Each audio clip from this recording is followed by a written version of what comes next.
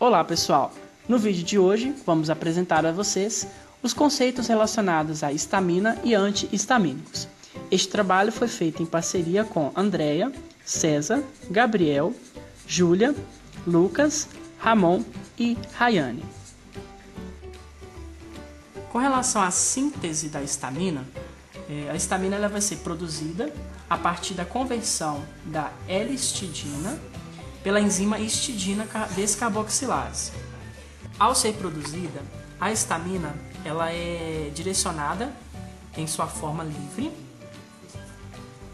Ela pode ser inativada e, na maioria dos casos, ela é armazenada. Esses dois casos aqui são menos frequentes e, no caso do armazenamento, ele vai se dar a partir do armazenamento da histamina dentro das células de defesa, no caso mastócito, em maior proporção, e basófilos. Então, a histamina é predominantemente armazenada nos mastócitos em forma de grânulos. Além do armazenamento nos mastócitos e basófilos, a histamina pode ser armazenada no cérebro, na forma de neurotransmissor. Ela vai atuar no cérebro como neurotransmissor e também vai atuar lá no estômago, nas células ECL, enterocromafinas, que vão estimular a síntese e a produção de ácido gástrico. Então, essa histamina armazenada dessas duas formas é chamada de histamina não mastocitária. Sintetizada e armazenada, a histamina é liberada a partir da sensibilização dos mastócitos em maior proporção e dos basófilos em menor proporção, para que haja desgranulação das vesículas contendo a histamina. Quando é armazenada dentro das células de defesa, a histamina é armazenada na forma de vesículas. Essas vesículas vão conter a histamina, que no processo de liberação vão se fundir com a membrana do mastócito e do basófilo e liberar a histamina. Para que haja essa ativação, para que esse mecanismo seja ativado, é necessário que haja liberação de imunoglobulinas E, que são as imunoglobulinas responsáveis pelo processo de sensibilização das células mastocitárias e dos basófilos. Para que essas células, para que os anticorpos sejam liberados, e isso vai acontecer a partir dos plasmócitos.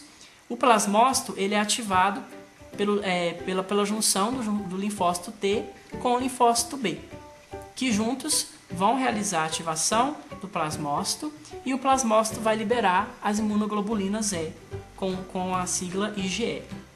A imunoglobulina E vai se ligar a antígenos presentes na membrana dos mastócitos e basófilos e vai ativar a desgranulação da histamina. Ao ser liberada no organismo, a histamina vai atuar em 4 receptores classificados atualmente. São chamados receptores H. Nós temos 4 tipos: H1, H2, H3 e H4. Os receptores H1, eles ativam a proteína GQ.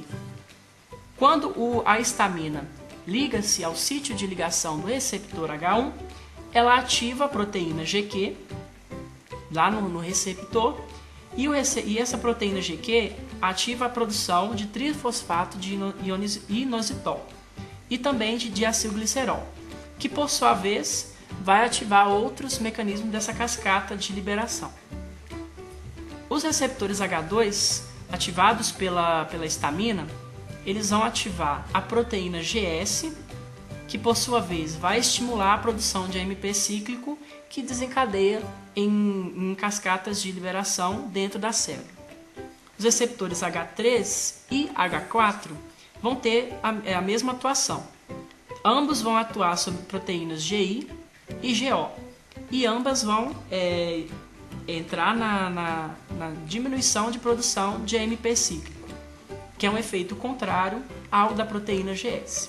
Todos esses 4 receptores são receptores metabotrópicos, que são os receptores acoplados à proteína G. Destaque especial aos receptores H1, que são receptores metabotrópicos, como foi falado anteriormente, ligados à proteína G, no caso do H1, proteína GQ. Aqui é uma representação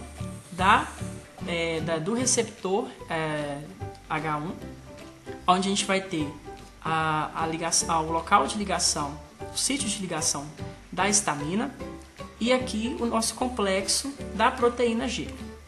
Quando a histamina liga-se ao receptor, ela ativa a proteína G a partir do desacoplamento da porção alfa da proteína G da porção beta-gama. E isso acontece formando GTP e liberando GDP. Ao fazer esse mecanismo, é ativada uma cascata de liberação.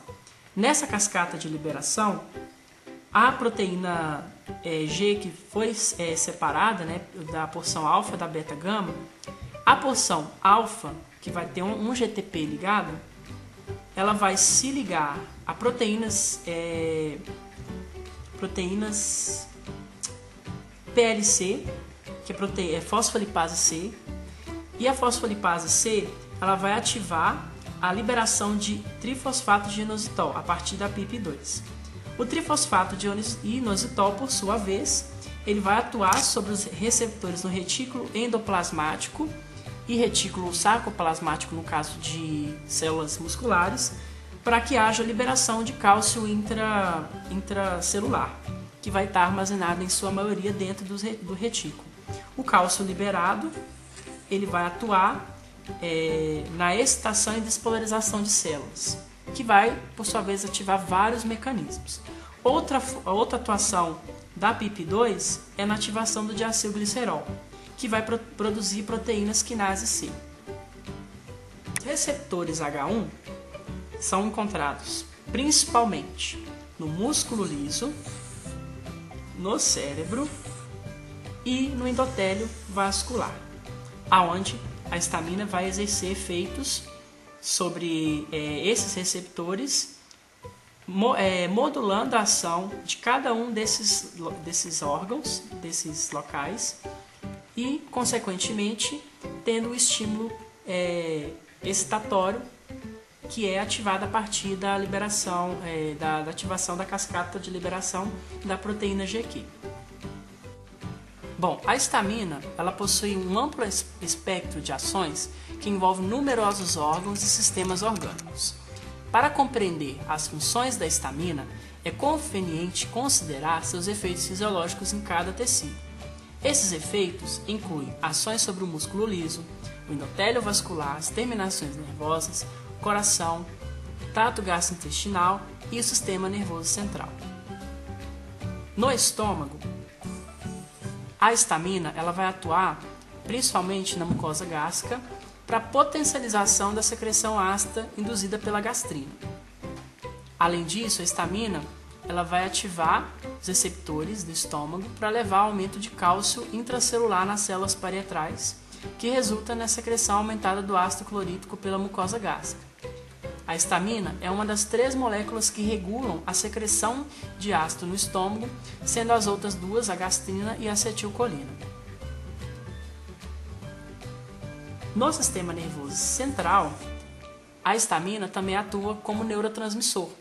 Ela vai atuar como neurotransmissor no sistema nervoso central, tanto a histidina descarboxilase quanto os receptores de histamina vão estar expressos no hipotálamo, e os neurônios estaminérgicos do sistema nervoso central vão possuir numerosas projeções difusas pelo cérebro e medula espinhal. Isso vai levar o efeito da histamina nessa região do corpo vai causar principalmente aumento do estado de vigília, inibição do apetite, regulação da sede, da temperatura corporal e modulações de liberação de neurotransmissores no sistema nervoso central. No pulmão, a histamina causa contração no músculo liso brônquico. Nos seres humanos, embora esse efeito possa variar entre outras espécies. Pacientes com asma são os principais alvos de tratamento. porque podem ser até 1000 vezes mais sensíveis à broncoconstrição mediada pela histamina do que indivíduos não asmáticos. Nesse caso, a aplicação farmacológica da histamina como agonista, ou seja, aquela atuação que aumenta o efeito e não bloqueia, é a utilização da histamina como broncoconstritor para diagnósticos de paciente com asma. Nas células endoteliais, embora outros músculos lisos como os do intestino, da bexiga, da íris e do útero sofram contração com a exposição à histamina, não acredita-se que esses efeitos desempenhem um papel fisiológico ou clínico significativo. A histamina também provoca a contração das células endoteliais vasculares, provocando a separação dessas células e permitindo o escape de proteínas plasmáticas e líquido das vênulas pós-capilares, com consequente formação do conhecido edema. Na pele, a histamina ela vai agir na presença de infecção ou de lesão, onde vai ocorrer dilatação das vênulas induzida pela histamina, que vai fazer com que a microvasculatura local seja engurgitada com sangue, e isso vai aumentar o acesso das células imunes que iniciam os processos de reparo na área lesada. Esse engurgitamento explica o rubor observado nos tecidos inflamados. Nas terminações nervosas, as ações da histamina vão ser nas terminações nervosas sensitivas, periféricas e que vão estar respondendo a ações da histamina. As sensações de prurido e de dor resultam de uma ação despolarizante direta da histamina sobre as terminações nervosas aferentes. Esse efeito é responsável pela dor e prurido após uma picada de inseto. No coração, a histamina tem efeitos cardíacos e eles vão consistir em pequenos aumentos na força e frequência das contrações cardíacas. Ela vai estimular o influxo de cálcio nos miócitos cardíacos, o que resulta em aumento do inotropismo, ou seja, o inotropismo é positivo. O aumento da frequência cardíaca é produzido por um aumento na taxa de despolarização de fase 4 nas células do nó sinoatrial.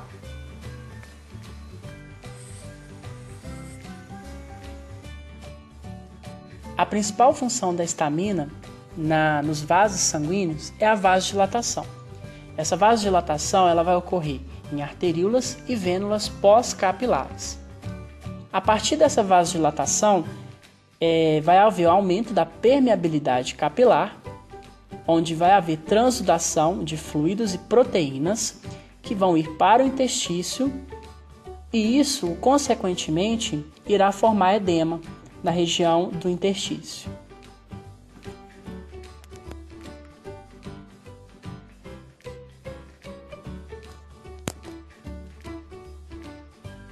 Os antihistamínicos são os fármacos utilizados para controlar a ação da histamina em diversas situações. Eles também são conhecidos como antagonistas dos receptores de histaminas, bloqueadores de receptores H1. São utilizados principalmente para tratar reações alérgicas no nosso corpo. Eles são divididos em fármacos de primeira geração, de segunda geração e de terceira geração. No Brasil, são usados mais os fármacos de primeira e segunda geração. Os fármacos de primeira geração atravessam a barreira hematocefálica, apresentando ações sedativas, além das ações antagonistas. Os fármacos de segunda geração já não atravessam a barreira hematocefálica, mas em alguns casos podem apresentar certa toxicidade cardíaca, principalmente quando associados a agentes que inibem a atividade das enzimas do citocromo P450 hepática, enzimas que realizam o metabolismo de fármacos. Por isso, os fármacos de segunda geração foram substituídos pelos fármacos de terceira geração, que por sua vez são mais seguros para o coração, mas ainda não mais utilizados aqui no Brasil. Os clínicos têm utilidades comprovadas no tratamento sintomático de várias reações de hipersensibilidade imediata. Pode ser utilizada como antieméticos para prevenir a cinetose, sensação de enjoo quando se está em movimento, e outras causas de náuseas e também como sedativos.